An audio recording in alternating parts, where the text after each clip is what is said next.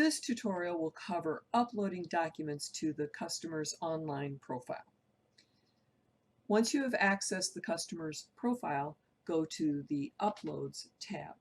Once you have uploaded any documents, you will be able to filter and sort by the file name, the description, who uploaded it, when it was uploaded, or you will be able to remove the document in the event that you accidentally upload a wrong document to a customer profile.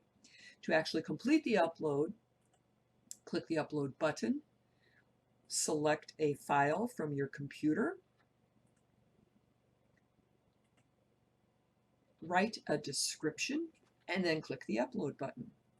It's very important that you add a description so that you don't have to open every single document in the event that you have documents that are very similar in name. There are a number of items that you would want to upload to the customer file, but please make sure that you do not include any personally identifying information, PII, meaning no social security numbers in full number on the customer profile.